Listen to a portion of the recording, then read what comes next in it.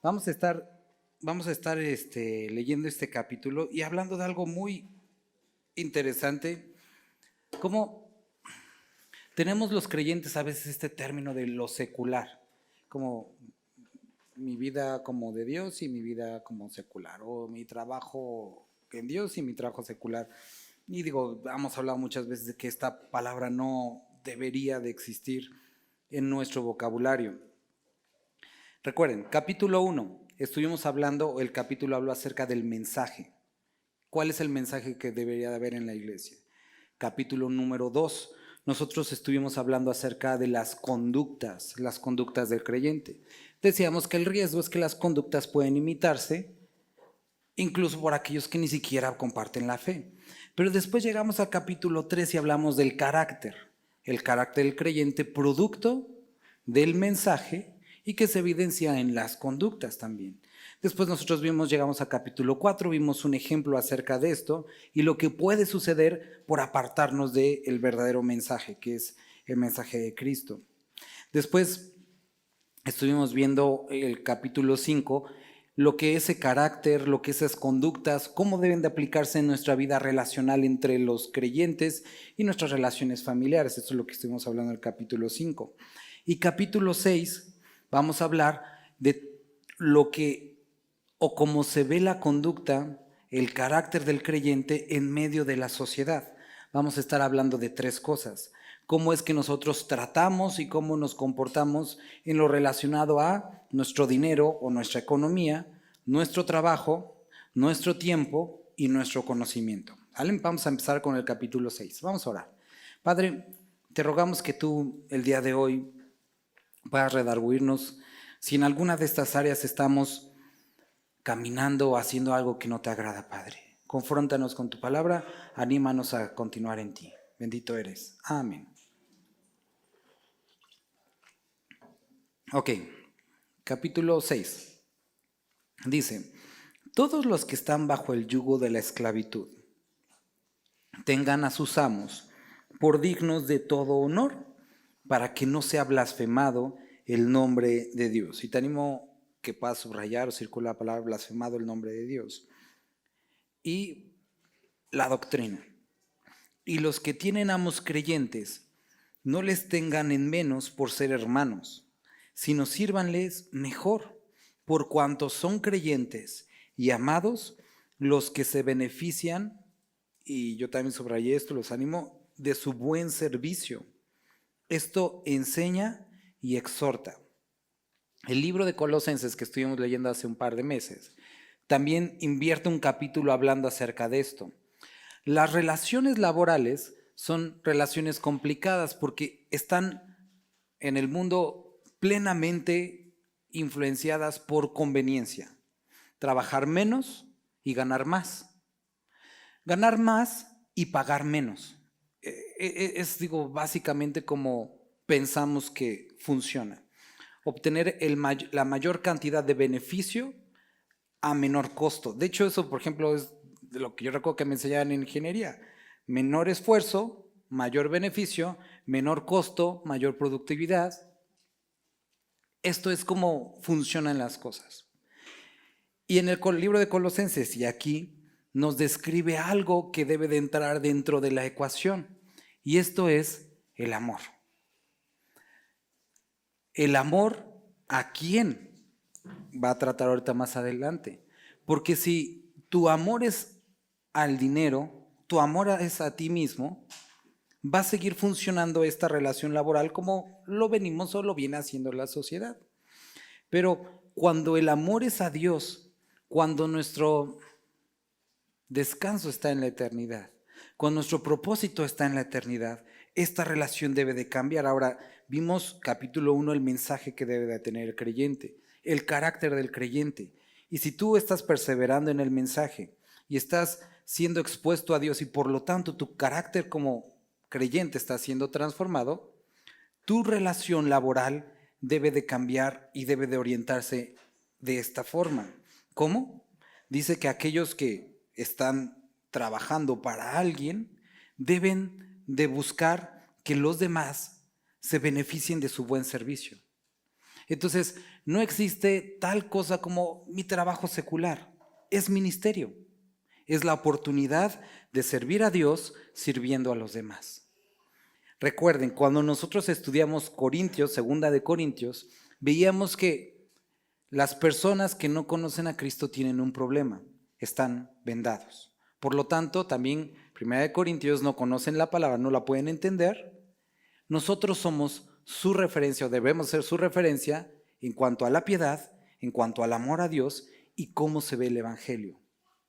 También lo vimos en Timoteo. Cuando hablamos del mensaje dice que la iglesia es estandarte y baluarte de la verdad. Entonces nosotros debemos de exhibir cómo se ve la verdad de Cristo. Y eso, un área para poder demostrarlo, son nuestras relaciones laborales. ¿Cómo lo podemos mostrar? Trabajando de la mejor forma, exhibiendo a Cristo en nuestro servicio, que las personas se beneficien de nuestra integridad, se beneficien de nuestra paciencia, de nuestra diligencia, que puedan ver a Cristo en la forma en la que actuamos. Actuar de una forma diferente no es testificar de Cristo y no es la forma en la que Cristo nos enseñó. Entonces, los que tienen, bueno, aquí incluso habla de este tema amplio y complicado de amos creyentes, patrones creyentes, no los tengan en menos por ser hermanos. Ahora, otra de las cosas interesantes de esta porción es que introduce, o más bien trata el tema de la esclavitud.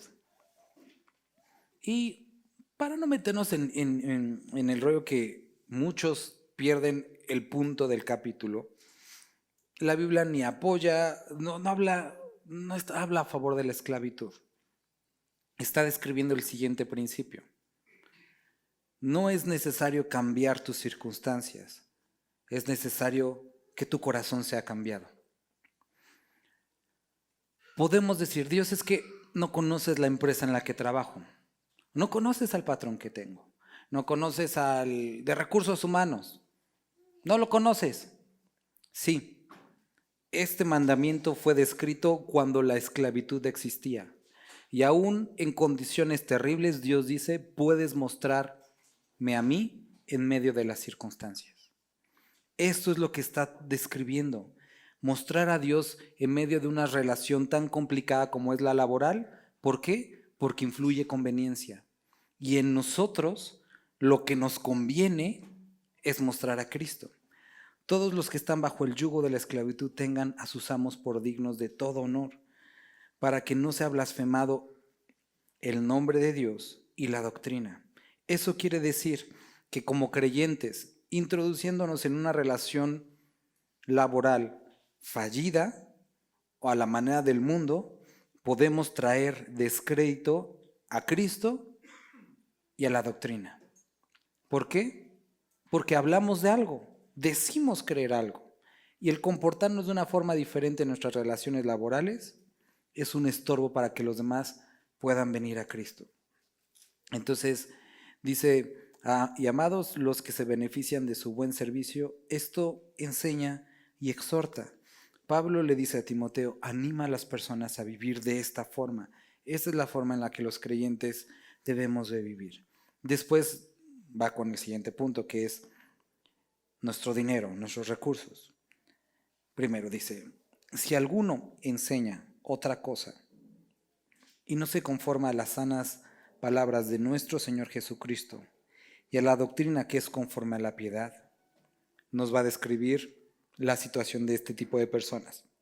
Primero, está envanecido, nada sabe, delira acerca de cuestiones y contiendas de palabras. ¿Qué es lo que produce esta actitud?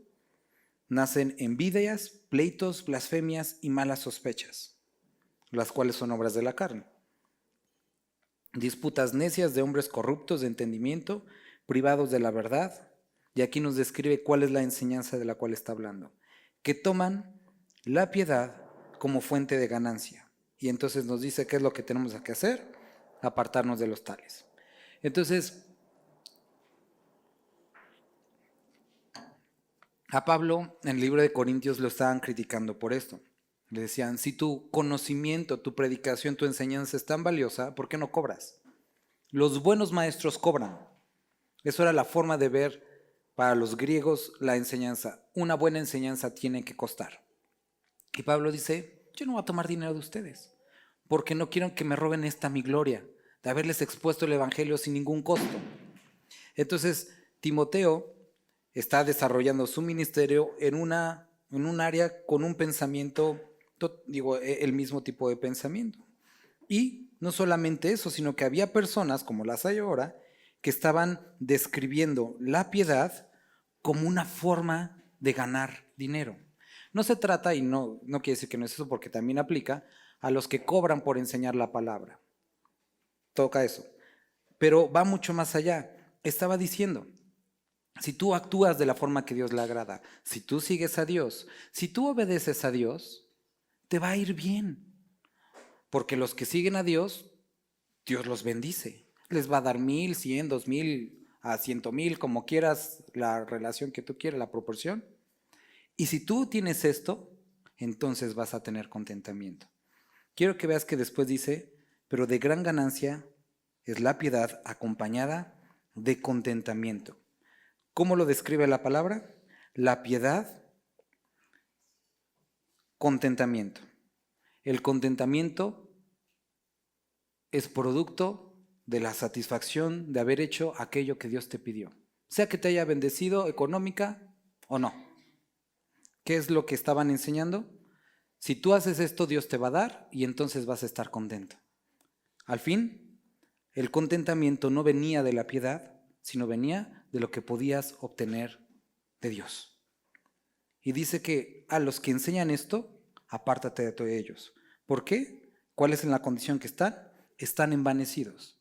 Aquellas iglesias que el día de hoy, si algún día me llegaras a escuchar enseñando algo relacionado a esto, lo único que reflejaría es que estoy envanecido, que no tengo ni idea de lo que estoy hablando y que estoy delirando acerca de cuestiones y contiendas de palabras, y lo único que va a producir en los que lo escuchen y practiquen es envidia, pleitos, blasfemias y malas sospechas.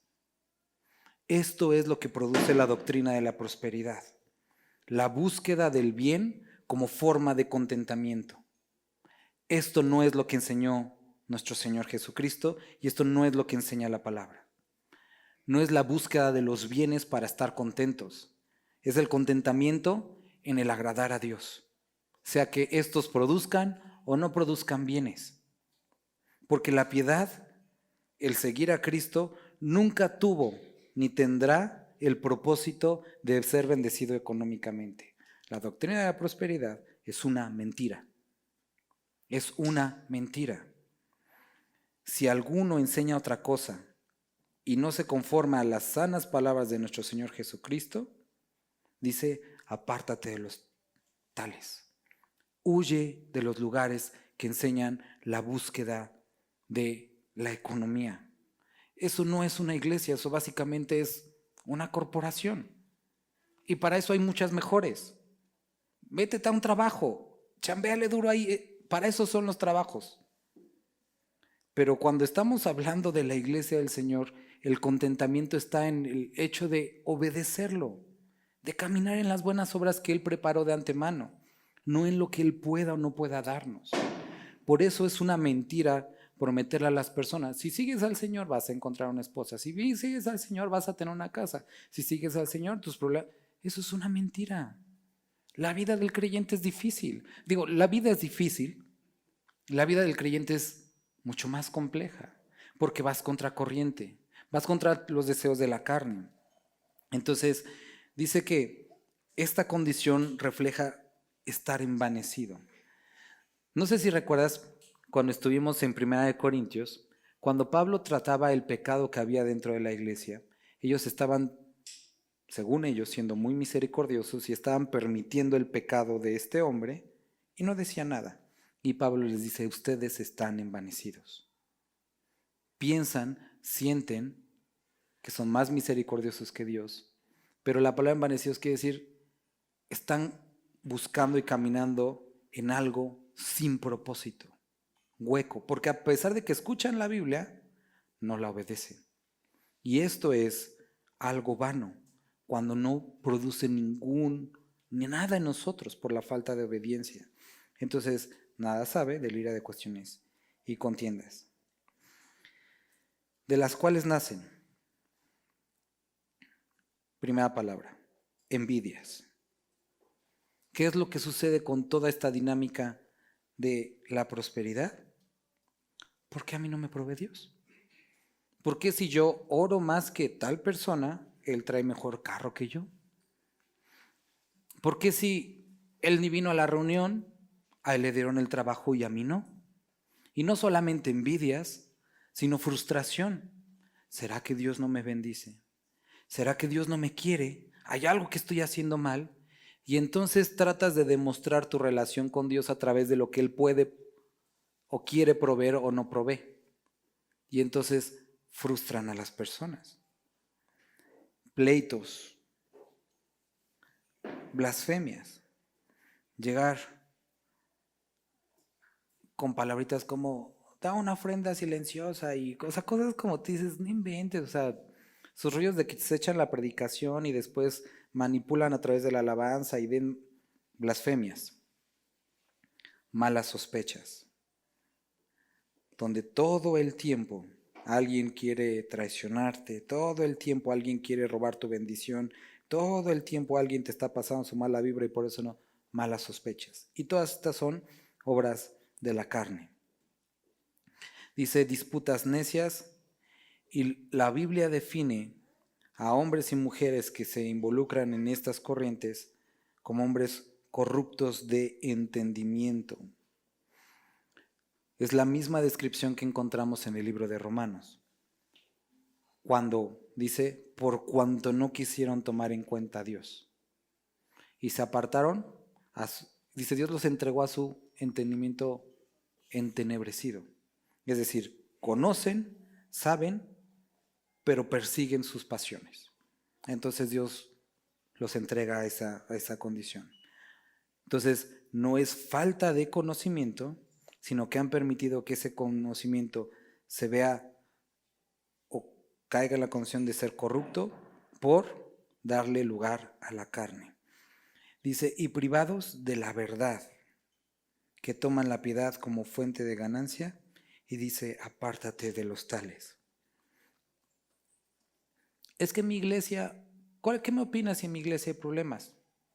¿Qué me opinas si en mi iglesia nos peleamos? Arrepiéntete, busca, arregla las cosas.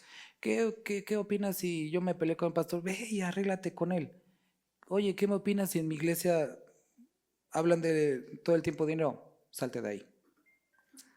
Nuestro consejo, nuestra actitud con respecto a esos lugares, apártate. ¿Por qué? Porque es lo que dice la Biblia. Es lo que dice la Biblia. Salte de ahí.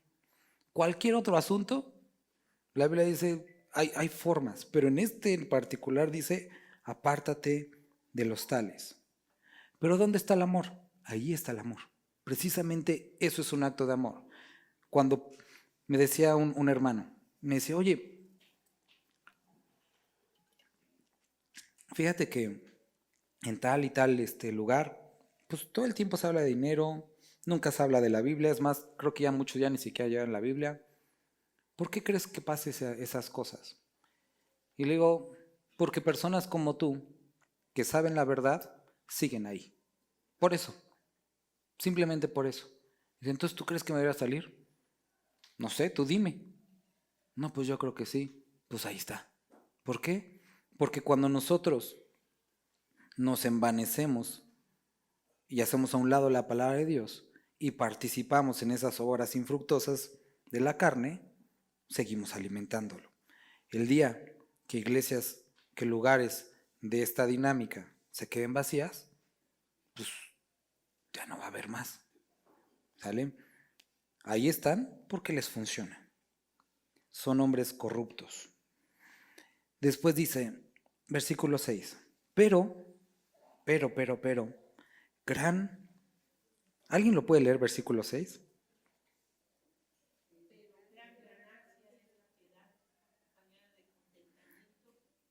Hasta ahí, muchas gracias. Pero de gran ganancia. En esto realmente existe ganancia. En la piedad acompañada de contentamiento.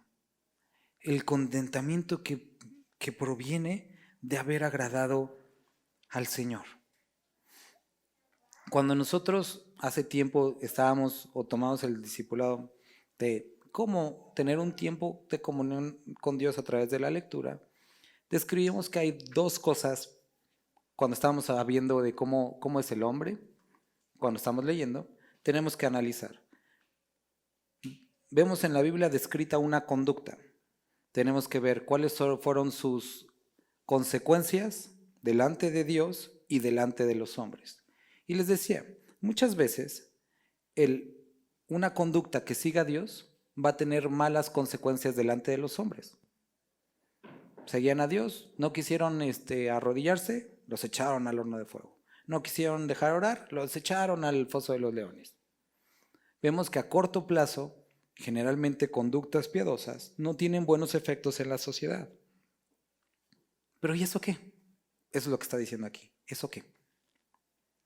La piedad no por el resultado delante de los hombres, sino la piedad por el resultado de haber agradado a Dios. Eso es lo que Pablo está describiendo, que esa debería de ser nuestra conducta relacionada con nuestro dinero. Muchas veces hacer bien las cosas nos va a evitar tener resultados o ganancias. Hace tiempo fui a comprar aquí a la bodeguita, acá unas llantas, tenía un Matiz, y ahí están las llantas, están en 300 pesos, no, estaban un poquito más, pero el chiste es que estaban baratas. Entonces fui a comprar una llanta para mi carro. Compré una llanta, la pagué, me dijeron, ve con el ticket al señor de la entrada, ya voy al ticket. Y el policía, por alguna razón, nos sacó 4 llantas. Y me dice, ahí están. Y yo, ¿qué? ¿Cómo? Sí, ahí están las llantas. Y se va.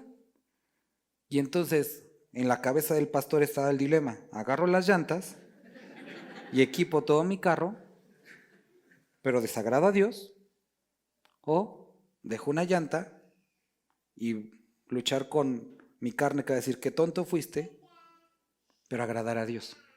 Son exactamente en cosas sencillas de la vida como esas, en donde, por supuesto, pudiste haber tenido ya, la hiciste, tu carro ya no, aunque se caigan los baches, ya, pero no, porque la Biblia describe que debemos de acompañar los actos piadosos con contentamiento. Le dije al policía, toma, si por si se quedan con las dudas, sí las regresé, Regresé las llantas y al principio, o sea, como que me quedé pensando, o sea, ¿por qué suceden estas cosas? Le dije, Dios, tú sabes que pues no haría eso, ¿no? Pero, o sea, son esas cosas que suceden, que son momentos en los que podemos decidir comprometer nuestro testimonio o seguir a Dios y a lo mejor experimentar pérdida. Y eso es lo que sucede con el dinero. La forma de hacer dinero, y creo que todos lo sabemos, fácil es a la mala.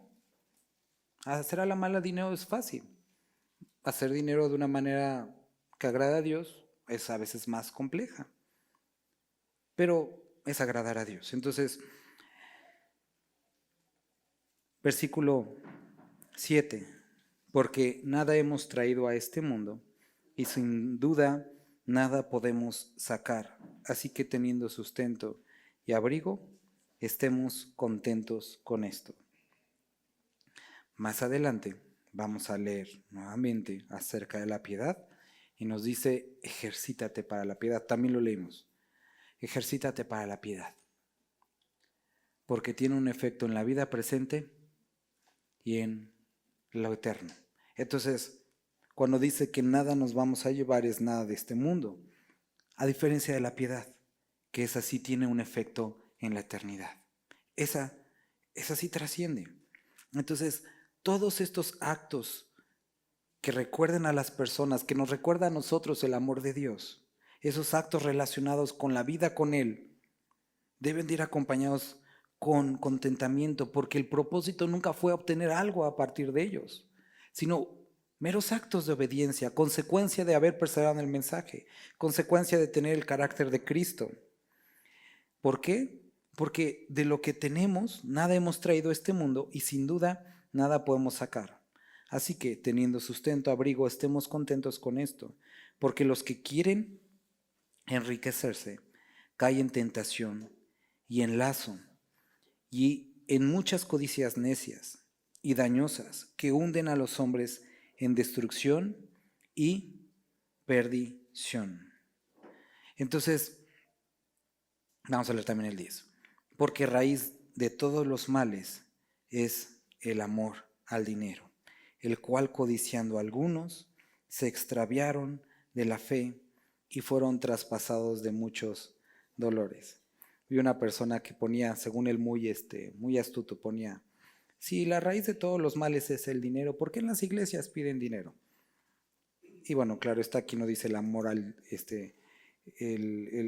la raíz de todos los males no es el dinero, sino el amor al dinero. Ahora, Pablo en la primera porción puso que del versículo 1 al versículo 2, que nuestras relaciones laborales deben de estar guiadas por el amor a Dios. De la misma forma, el modo que nosotros utilizamos los recursos que Dios nos ha dado deben estar dirigidos también por el amor a Dios. No está mal tener dinero, no está mal comprar cosas, no está mal disfrutar de las cosas, porque para eso Dios nos las dio, para disfrutarlas, para poder ayudar a los demás, es decir, como una herramienta para la piedad. Hemos discutido en otras ocasiones esta parábola compleja de este mayordomo que utiliza su posición porque ya lo iban a correr, y perdona deudas y arregla y hace todo esto. Y entonces cuando lo corren tenía personas con las cuales llegar. Y el amo lo reconoce, le dice, oye, fuiste bastante astuto, así hubiera sido desde el principio. Y la reflexión con la que Jesús acaba es, utilicen los recursos impiadosos para el Señor. Y uno dice, ¿qué? ¿Cómo? Sí, describe. O llama a los recursos impiadosos el dinero, las posesiones. Dice, o la enseñanza gira en torno a que si Dios te ha dado algo, úsalo para el Señor, para compartir. Úsalo como un medio, como una herramienta. Ahora, ojo, no estoy diciendo esa tontería que algunos dicen, siembra en mi ministerio. No, no es esa onda rara. Se trata que lo que Dios te haya dado, úsalo a favor del reino. Bien, hay cosas tan sencillas como vas al Oxxo, te compras una coca y traes otros 15 pesos y afuera hay una persona, invítale a un refresco y platícale de Dios. Y no necesitas de invertir en el ministerio de nadie, sino hazlo, así de sencillo. Tienes un auto, tienes una persona, un compañero de trabajo, dale un rayo a su casa, platícale de Dios en el camino. Esa es la forma en la que debemos los creyentes de concebir los recursos, herramientas para extender el reino. Dios te dio una casa, puedes hospedar gentes, hospédalas. ¿Qué dicen los evangelios? Que el que ayudare a un misionero, a un profeta, recibirá recompensa de profeta. ¿Qué quiere decir? Él iba a un viaje para allá, pasó por aquí, hospédalo. Te recibes la misma recompensa que él recibió por ir hasta allá, tú nomás por haberlo hospedado. Sencillo, fácil. Utiliza los recursos que Dios te dio para su reino. Y esto es para su reino, no para, vamos a construirle la 10ª cúpula a nuestra iglesia. Ya tiene 2. No, es que con 10 está más santo. Es para el reino, para lo que realmente importa, ¿no? Para lo que Dios quiera. Y entonces, esta es la forma en la que debemos de concebir los recursos. ¿Quiere decir que no podemos ni tocarlos ni disfrutarlos? No, disfruta lo que Dios te ha dado. En serio, disfrútalo. No te olvides de ponerlo en manos de Dios como una herramienta. Leímos en Éxodo. Dios llama a Moisés y le dice, Moisés, ¿qué tienes a la mano? Y dice, una vara. Y entonces ahí empezamos bien. ¿Qué tienes a la mano? Úsalo. Ponlo delante de Dios. Lo que tengas a la mano. Es que yo no tengo, hermano, tienes boca, habla. Simple, sencillo. Pero después, seguido de eso, Dios le dice, tírala. Y la tira y se convierte en una víbora. Y dice que lo seguía. Eso quiere decir que tus herramientas en tus propias manos son como esa víbora, peligrosos. Muy peligrosos. Y se van a voltear y te van a morder. Es lo que está diciendo aquí. Que muchos, cayendo en este deseo de únicamente enriquecerse por enriquecerse, caen en tentación, lazo, en muchas codicias necias y que hacen daño y que hunden a los hombres en destrucción y perdición. Porque la raíz de todos los males, y recuerda, toda palabra es inspirada por Dios, es el amor al dinero, el cual codiciando a algunos, y la codicia habla de falta de contentamiento, se extraviaron de la fe y fueron traspasados de muchos dolores. Después Dios le dice a Moisés, recoge la víbora, la agarra y ahora, bajo control de Dios, nuevamente se convierte en una herramienta.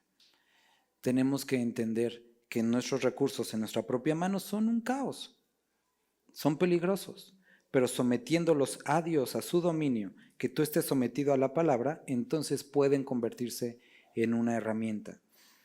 Tus recursos en obediencia a Cristo son una gran herramienta. Tus recursos en tu mano son un desastre. ¿Por qué? Porque la raíz de todos los males es el amor al dinero. Bueno, pero es que hay hombres que no se sabe medir. Querido hermano, está el relato del joven rico.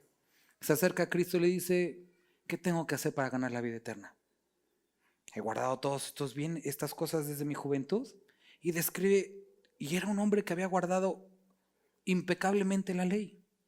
Jesucristo no dice, no, no es cierto, no seas chismoso, no. Dice, pues qué buena onda, ¿no? Entonces podemos ver que era una persona moralmente correcta, una persona que se había preocupado por sus padres, una persona que se había preocupado por su prójimo, etc. Era una persona bien. Y le dice, perfecto, simplemente deja todo lo que tienes, ven y sígueme, ¿no? Y dice que se entristeció mucho. ¿Por qué? Porque quebrantó el primer y más grande mandamiento. Amarás al Señor tu Dios con todo tu corazón y lo amarás sobre todas las cosas. Él amaba más el dinero y por lo tanto había quebrantado el primer y más grande mandamiento. Una vez me preguntaba una persona, entonces si voy a seguir al Señor, forzosamente tengo que dejar todas las cosas. Le digo, no, porque Dios no se lo pide a todos. Pero si te lo pidiera, ¿podrías? Y si sentiste como un jaloncito en tu corazón, es que posiblemente tengas un problema con el dinero, que posiblemente tengas un problema con el trabajo. Dios no te le va a pedir a toda su familia, no le va a pedir a todo su trabajo ni por su profesión. Pero si te lo pidiera, ¿podrías? Y ahí arreglarlo con Dios. Porque la raíz de todos los males es el amor al dinero. Queridos hermanos, necesitamos reconocer que todas las cosas que Dios nos ha puesto en mano son herramientas y que tarde o temprano, como vimos en 2 de Corintios, cuando lleguemos a su presencia nos va a decir, ¿qué hiciste con lo que te di? ¿Cómo lo usaste? Ay Dios, que si vieras qué bonito cuadro me puse en mi casa. Ajá, pero ¿qué más? Pues es que mi moto necesitaba nuevos rines. ¿Qué más? ¿Cómo lo usaste a favor de los demás? No, pues ahí sí te la debo. Va a ser un momento bastante incómodo en la eternidad. Dice, ¿más tú? Bueno, antes de hablar eso, ¿cómo puedo saber si yo tengo contentamiento?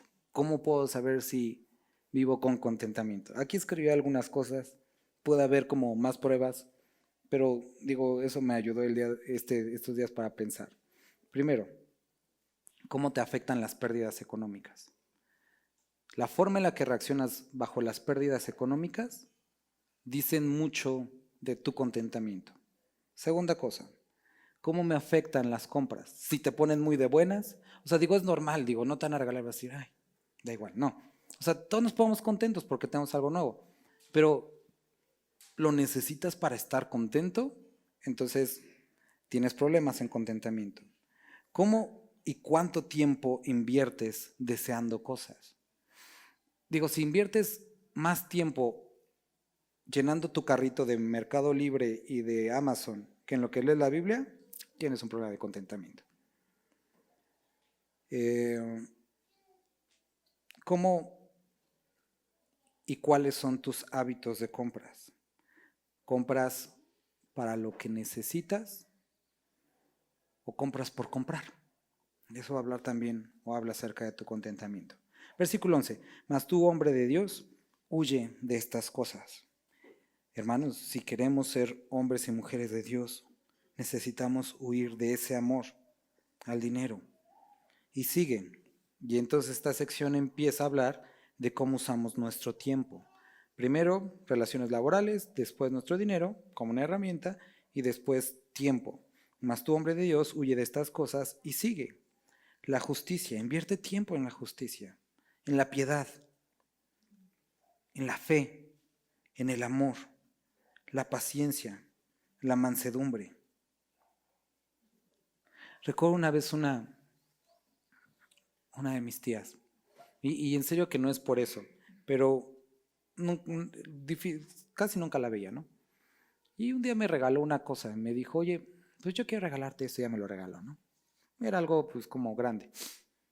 Y me dice, pues es que no paso tanto tiempo contigo y no te voy a ver tan seguido. Y es una forma nada de decirte que te quiero. Y no fue la cosa, sino esas palabras que hasta hoy me acuerdo. Que pensaba en mí por pensar en mí, dijo, pues para que sepas que te quiero, ¿no? Y dice, invierte en estas cosas, en demostrarle a las personas, aquí dice, en el amor. Dice, invierte tiempo en amar, invierte tiempo en la piedad, en la justicia, en la paciencia, mansedumbre. Y dice, pelea la buena batalla de fe, echa mano de la vida eterna. Esta pelea de la fe se lleva a diario. No es los domingos o los miércoles, es todos los días. Echa mano de la vida eterna, ¿de a dónde vas? A la cual asimismo fuiste llamado, a la vida eterna y a esta pelea, habiendo hecho la buena profesión delante de muchos testigos. Las personas saben quién eres. Condúcete como tal, invierte tiempo en esto. Te mando delante de Dios, que da vida a todas las cosas, y de Jesucristo, que dio testimonio de la buena profesión delante de Poncio Pilato, que guardes el mandamiento sin mácula ni reprensión. ¿Pero cuánto tiempo, Dios? Hasta la aparición de nuestro Señor Jesucristo. Esta lucha empieza desde que naces de nuevo hasta o que venga Cristo o que nos encontremos con la muerte. Es una lucha constante. ¿Por qué? Porque los deseos de la carne constantemente corren en contra de nuestro Señor. No hay conciliación. Esta es la verdadera lucha espiritual, la que tienes con tu carne. Y no necesitas treparte en una silla a dar espedazos. Péleate contigo mismo, con tus deseos, con tus impulsos. Que habrá días que digas, yo estoy contento, no necesito nada. Y de repente ves algo y dices, no, pues sí, creo que sí, ya quiero algo. Entonces necesitamos luchar todos los días con nuestra carne. Y vuelvo a repetir, no tiene nada de malo comprar. El problema es cuando ese es el motivo de tu vida, o si no, no estás feliz o no eres alguien. Después dice, la cual a su tiempo mostrará el bienaventurado y solo soberano Rey de reyes y Señor de señores, el único que tiene inmortalidad, que habita en luz inaccesible, a quien ninguno de los hombres ha visto ni puede ver, al cual sea la honra y el imperio sempiterno. Amén. Por una parte, describe que todas estas cosas pasarán, profesiones, dinero, bienes, y después describe que a quien vamos y de quien somos nunca cambia y permanece para siempre. Conviene, es de sabios pasar tiempo con Él, porque Él nunca pasa. Y a Él vamos, y de Él es nuestra vida. Versículo 17, a los ricos de este siglo manda y describe que si tú de alguna forma algo tienes, dice, manda, primero, con respecto a su carácter, no sean altivos. El carácter del creyente, ya lo estuvimos viendo, que sea buen hospedador, es decir, que abra lo suyo, que abra sus bienes para compartirlo con los demás. El carácter del cual debemos despojarnos es la altivez, el sentir que tenemos valor por tener cierta cosa, que nos da o nos hace sentir una posición de superioridad por tener cierta cosa. Dice, en cuanto a su carácter, si tú tienes, dice, ten cuidado con esto, no te hagas sentir mejor que los demás. ¿Por qué? Corintios dice que nadie tenga un concepto más alto de sí que el que debería de tener. Entonces, tenemos que saber que si Dios nos ha bendecido en algo, la altivez es un riesgo. Ten cuidado de la altivez. Segundo, ya vimos primero alerta en cuanto al carácter. Después, una alerta con respecto a la dependencia. Ni pongan la esperanza en las riquezas, las cuales son inciertas, sino en el Dios vivo, que nos da todas las cosas en abundancia para que las disfrutemos. Entonces, dependencia. Ten cuidado la forma en la que percibes las riquezas, como tu seguridad o como herramienta. En el momento que te sientes intranquilo por no tener, ten cuidado de esto. Después dice, versículo 18, que hagan bien, que sean ricos en buenas obras, dadivosos y generosos. Perspectiva. Cuando nuestra perspectiva es la autosatisfacción, hemos perdido el enfoque de para qué son las riquezas. Entonces, primero con respecto a carácter, después dependencia y aquí enfoque. ¿Para qué son las riquezas? ¿Para qué nos ha dado Dios? Para disfrutarlas, sí, pero que hagamos bien, dice, buenas obras, dadivosos, generosos, atesorando para sí buen fundamento para lo porvenir, que echen mano de la vida eterna. Me gusta cómo el pastor David Guzik explica este versículo en particular. Él dice, nuestras manos, dice, tus manos no son tan grandes. Puedes agarrar una u otra. Agárrate de la vida eterna. Y esto es lo que debemos o como debemos ver las riquezas. Son una herramienta para poder ayudar, para poder bendecir, para poder anunciar a Cristo. Velas como tal, que no cambien tu carácter, que no cambien tu dependencia, que tu enfoque sea ayudar y que el carácter que habite en ti sea dadivosos, generosos. Eso es como deberías de enfrentar o deberíamos de enfrentar aquellas áreas en las que Dios nos haya dado algo. Versículo 20, y terminamos con estos dos versículos que hablan acerca de nuestro conocimiento. 4 cosas que las personas a veces llegan a percibir como secular. Trabajo, ya vimos, totalmente empapado en Cristo. Dinero, con un enfoque en Cristo. Tiempo, con un enfoque en Cristo. Y nuestro conocimiento. Oh Timoteo, guarda lo que se te ha encomendado, evitando las profanas pláticas sobre cosas vanas y los argumentos de la falsamente llamada ciencia, la cual, profesando algunos, se desviaron de la fe. La gracia sea contigo. Entonces, Timoteo vivía en un lugar en el que el conocimiento era algo muy bien valorado. Y Pablo dice, por supuesto que es valioso el conocimiento, pero ten cuidado con el falso conocimiento, que eso es lo que significa ciencia, que más bien podríamos llamar ciencia ficción. Entonces, había personas que por su experiencia, por su tiempo, querían ver menos a Timoteo. Es que tú no sabes tanto, Timoteo. Tú hablas de cosas como la Biblia. Nosotros hablamos de cosas más profundas acerca de que, pues no sé, puedes sentirte como un animal y después como lo que quieras. Cosas que valen la pena, ¿no? Entonces, había todo este movimiento de menospreciar de hacer menos el conocimiento, que el conocimiento se veía en la elocuencia, en cuántas personas lo habían dicho. Y el segundo capítulo de Primera de Corintios, no me quiero extender tanto eso, describe, vamos a leer dos versículos, porque es muy importante para terminar esto. Primera de Corintios capítulo 2.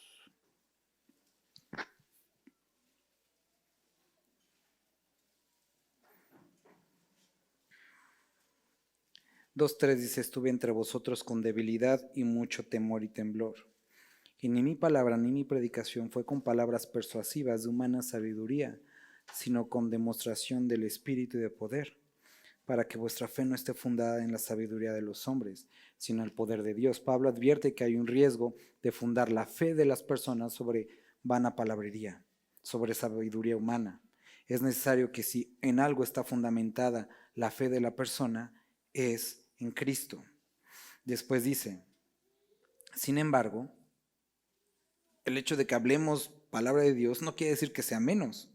Hablamos sabiduría entre los que han alcanzado madurez, y sabiduría no de este siglo, ni de los príncipes de este siglo que perecen, mas hablamos sabiduría de Dios en misterio, la sabiduría oculta, la cual Dios predestinó antes de los siglos para nuestra gloria, la que ninguno de los príncipes de este siglo conoció, porque si lo hubieran conocido nunca habrían crucificado al Señor de la gloria. Antes bien, como está escrito, cosa que ojo no vio, ni oído yo, ni ha subido en el corazón de hombre, son las que Dios ha preparado para los que le aman. Isaías 54. Entonces, Pablo está describiendo que a pesar de que no echamos mano de la filosofía de este mundo, el conocimiento que Dios nos ha dado es un conocimiento que Él preparó para nosotros, hablando del Evangelio, hablando de su palabra, que como también en palabras de Timoteo es útil para enseñar, para corregir y para instruir en toda justicia. Eso quiere decir que afecta la mente, las emociones y el espíritu. Es la única capacitada para discernir los pensamientos y motivaciones más profundas del corazón. Nadie puede conocer. ¿Quién conocerá el hombre, el corazón del hombre? Cosa engañosa es. ¿Quién sí puede? La palabra de Dios. Puede discernirlo, puede entenderlo. Es lo que puede hacer la palabra. Por lo tanto, dice, nosotros hablamos palabra de este tipo entre los que han causado madurez. Entonces, describe que el conocimiento que nosotros tenemos proviene de Dios y es un conocimiento, el conocimiento de Dios, tan importante que ni siquiera el enemigo, con toda su astucia, y más, como dice el dicho, que sabe más el diablo por viejo que por diablo, por más viejo que esté, no entiende y no entendió. A tal punto en el que en su intento de frustrar el plan de Cristo, lo cumplió. No entiende. Y crucificó a Jesucristo y dijo: ya te gané. Y él dijo: pero no te esperabas esto, y sacó el as. No te esperabas esto. No lo entendió. Entonces, la Biblia dice que nuestra lucha no es contra carne y sangre. El enemigo no entiende, conoce, cree, tiembla, pero no entiende. Si usas la palabra de Dios, lo confundes. No entiende su alcance.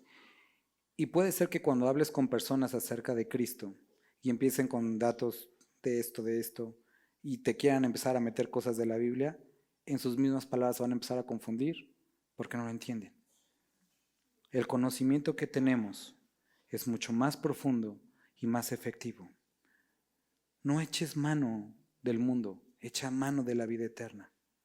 Utiliza tu trabajo como una forma de predicar, tus bienes como una forma de testificar, tu tiempo para cumplir la voluntad de Cristo.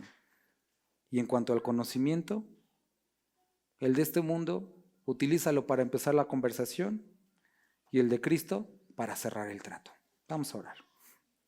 Padre, gracias te damos por este tiempo que pudimos pasar estudiando tu palabra. Gracias por poder concluir este libro, Dios. Padre, te suplicamos que nos ayudes a perseverar en ti, a ser una iglesia que te busca, que te ama. Padre, gracias por la advertencia acerca de los riesgos de apartarnos. Líbranos y ayúdanos, Padre. En nombre de ti, Jesús. Amén.